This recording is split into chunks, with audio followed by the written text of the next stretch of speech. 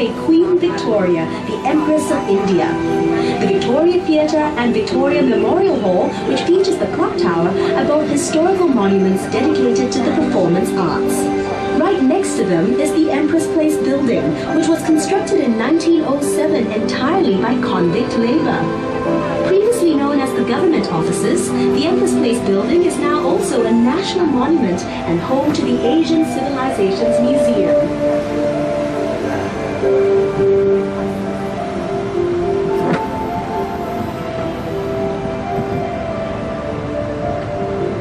The Asian Civilizations Museum is a treasure trove of history and culture that will introduce you to the world of Asian traditions. The museum features over 1,600 treasured artifacts in 4 themed geographical zones and includes a Singapore River gallery dedicated to the history and people of our beloved river. Be sure to check it out for an even more intimate picture of the things you've seen and learnt on this river cruise.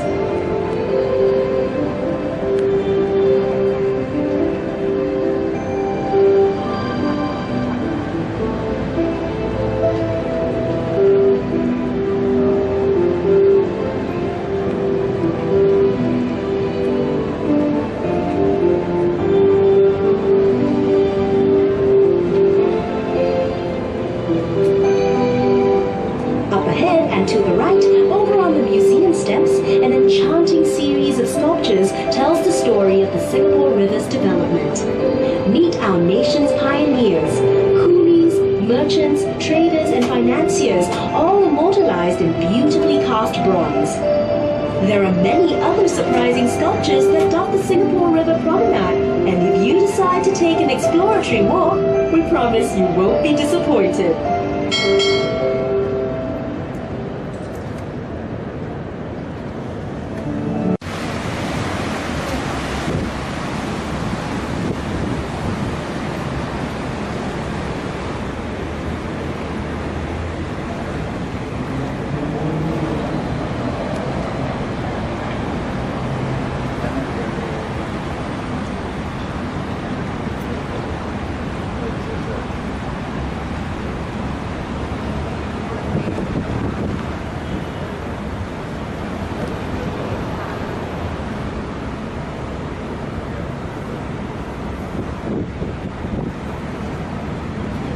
The quirky site to your right is Clarke Quay, named after Sir Andrew Clarke, second governor to Singapore. From the late 19th century, Clarke Quay was the bustling center of commerce for Singapore. Hundreds of tongkangs or riverboats jostled bow and stern for a place to dock and unload their cargoes, human or otherwise, from the great ships anchored at the harbor. Tons of goods and bodies were stored at the godowns or warehouses by the river, which are those buildings you see along the river bank. One of the buildings here was Whampoa's Ice House, which belonged to Hu Ah-kay, a prominent businessman from Whampoa, China. Way before refrigerators existed, he noticed a demand for ice in our hot tropical weather and had blocks of ice hauled from frozen lakes in America all the way here to Singapore. Unfortunately, his ice venture failed because expenses were simply too high. But much respect to the imaginative Mr. Hu for his daring attempt to keep Singaporeans cool. Today, Singaporeans keep cool by sipping drinks al fresco by the river. As you can see, Clarke Quay has been transformed into a different but no less bustling port of call. Everyone flocks here for food, fun, and riverside festivals. You may notice another bridge here. This one's called Reed Bridge, and it would seem yet another symbol of bringing people together. From the 1940s to the 1960s, this bridge was a popular place for storytellers to gather and jianggu, or shuoshu, which means talking about the past or talking about books. Street hawkers, warehouse laborers, and others from the largely Teochew Chinese community would gather here nightly to be entertained. The storyteller would start by talking about the day's news, then continue with riveting classic tales from ancient China. Each episode would last the duration of a burning joss stick, and the audience would pay just 1 cent in the 1940s and just 5 cents in the 1960s. Chinese wayang, or opera, was another popular form of entertainment back then, and there were 2 Teochew opera theaters here. In the 1950s, admission to watch an entire performance was just 50 cents, but the common practice was to only pay 5 or 10 cents just to catch the last 10 minutes, which was the most exciting part of the show. Some might say this opportunistic spirit of frugalness endures amongst the most cunning of Singaporean businessmen till today. During festivals and religious events, the opera performances would be staged outdoors for all to enjoy free of charge.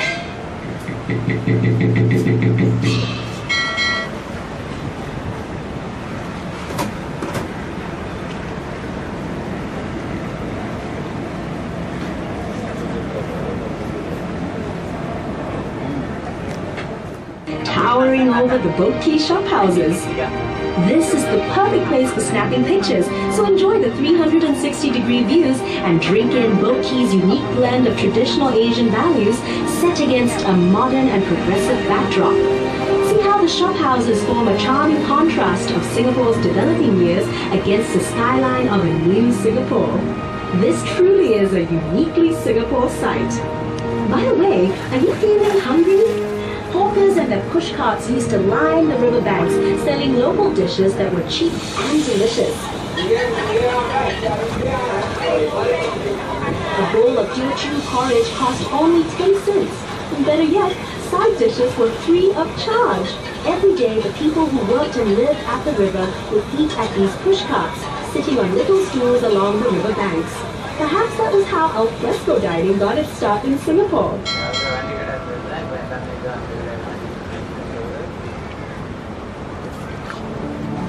Directly ahead is Cabinet Bridge, completed in 1869 and named after Colonel Sir.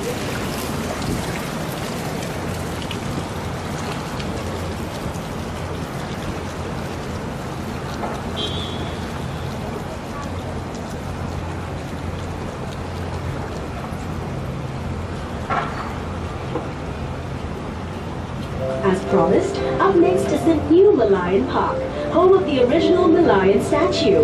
To understand our unique national emblem with the lion head and fish body resting on a crest of waves, here's a quick history lesson. Singapore was originally known as the ancient city of Temasek, which means sea town in Javanese.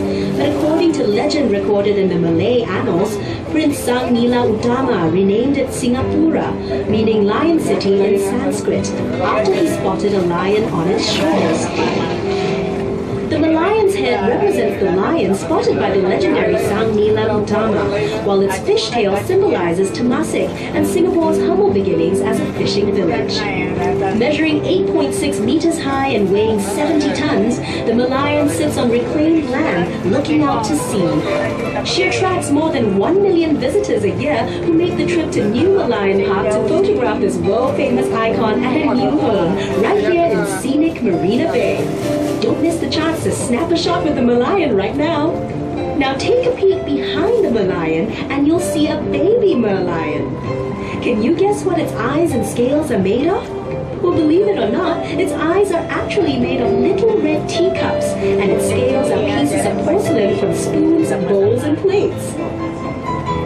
The huge steel and glass structure next to the Merlion and her cub is known as One Fullerton, which offers a choice of waterfront restaurants, dance clubs, and a viewing deck with unrivaled vistas of the city skyline.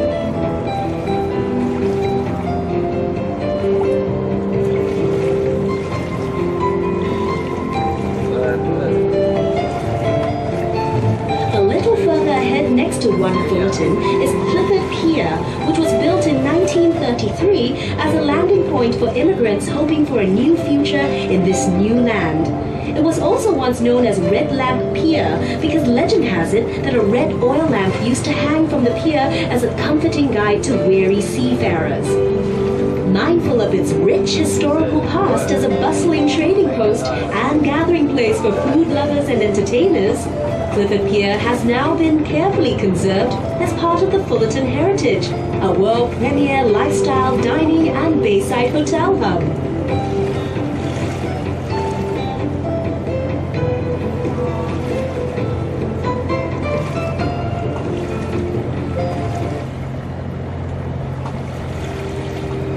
As we make our way back upriver, you may be curious about the type of vessel we're cruising in. Traditionally called bumboats or lighters, these barges were used to transport cargo from ships anchored offshore near the mouth of our Singapore River to the warehouses along the river as early as 150 years ago. In 17th century Europe, they were first used as scavenger or dirt boats to carry rubbish. But some scholars have also agreed that the word bumboat means exactly as it sounds, a ship's bottom or a smaller boat pandering to larger ships. In Singapore, though, bumboats are also called tongkangs from the Malay name given to the timber used to build them and used for transport between islands. Bumboats are also referred to by the Chinese as tuakos.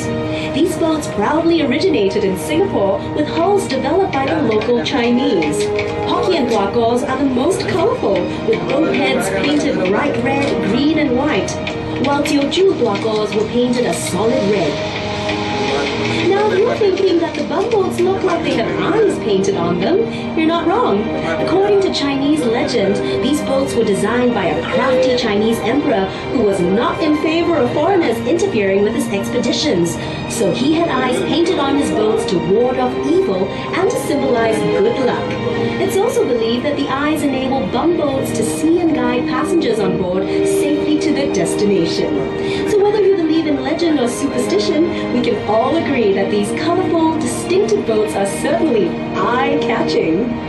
Did you know that bumboats all but disappeared from the Singapore River during a massive cleanup of our waterways in the early 80s? However, they made a triumphant return to the Singapore River and were given a new lease of life as pleasure craft by Singapore River Cruises. From a humble fleet of just 4 bumboats, that number has grown steadily to preserve our river's charming heritage. In 2006, Singapore River Cruises championed the environmentally friendly cause by creating the world's first electric bumboat. In fact, this very boat we're cruising in is part of our electric bumboat fleet. As we'll soon be saying goodbye to what remains of a bygone era of life along the Singapore River, perhaps you'd like to hear a little more about her rich past. From this southern part of the island, these river waters truly thrum with the lifeblood of Singapore.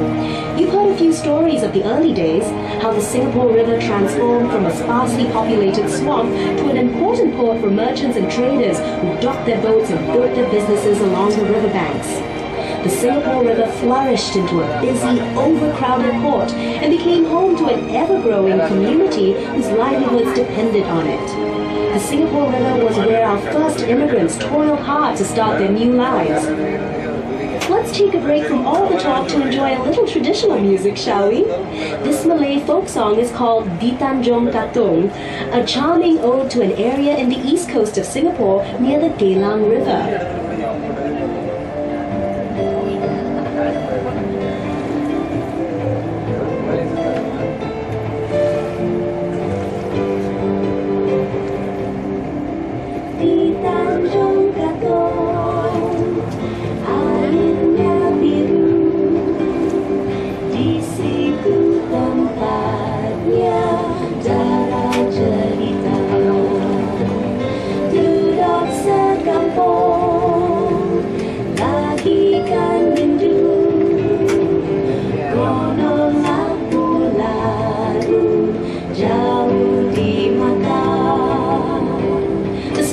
The tranquil atmosphere of Tanjong Katong with blue sea waters washing ashore.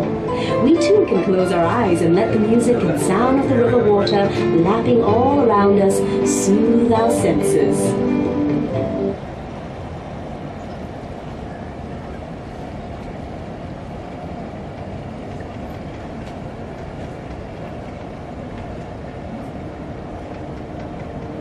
Yeah.